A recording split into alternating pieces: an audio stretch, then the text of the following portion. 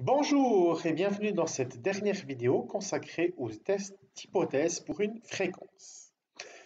Supposons que pi désigne le pourcentage d'individus présentant un certain caractère dans une population.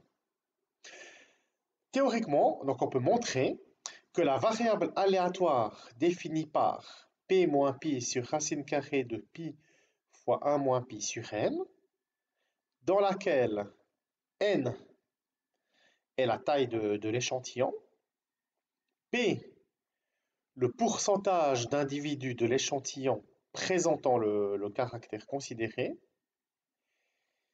et pi, la moyenne que la population est censée avoir, on peut montrer que c'est une loi normale centrée réduite. Pour autant que la taille de l'échantillon vaille au moins 30,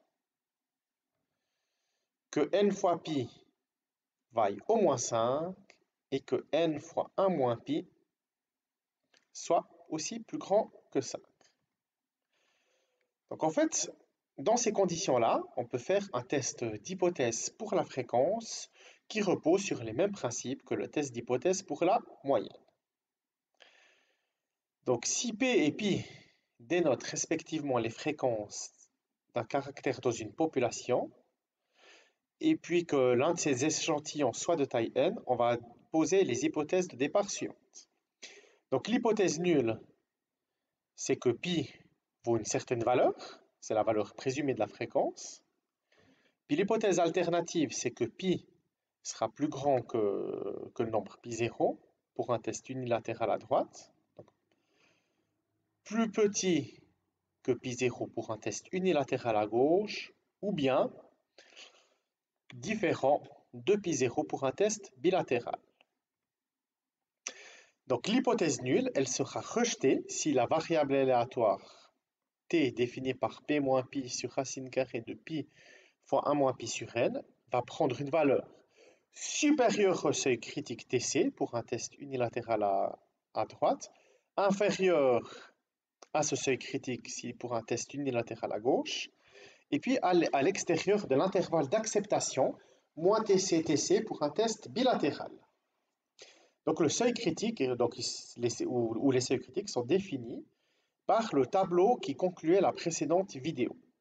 Et le seuil critique, il est donc défini en fonction du niveau de signification du test. Exemple, sur la base d'un sondage effectué auprès de 200 citoyens, il ressort qu'un candidat aux élections recueille 52% des intentions de vote. Donc on veut tester l'hypothèse au niveau de signification de 5% que ce candidat sera effectivement élu. Donc on va formuler les hypothèses suivantes. Hypothèse nulle. La fréquence vaut 0,5, c'est-à-dire 50%. Hypothèse alternative, pi 0 sera la moindre, donc la fréquence sera plus grande que 0,5, c'est-à-dire 50%. Donc ici, on a un test unilatéral à droite, et on va prendre, donc, comme on l'a dit, un niveau de signification de 5%, et laisser de la valeur critique. Pour un test unilatéral à droite de niveau de signification 5% vaut 1,645. Donc qu'est-ce qu'on va faire? On va calculer la valeur de cette variable aléatoire. Donc qu'est-ce qu'on trouve? Donc 0,52 moins 0,5 divisé par 0,5 fois 0,5 sur 200, c'est 0,565. Donc c'est une valeur qui est inférieure à 1,645. Donc, on ne va pas rejeter l'hypothèse nulle. Donc on l'accepte. Et par conséquent, on ne peut pas conclure à la vraisemblance de l'élection de ce candidat. Donc on sait que la moyenne, elle sera d'à peu près 50%, et du coup, ce sera indécis. Je vous remercie pour votre attention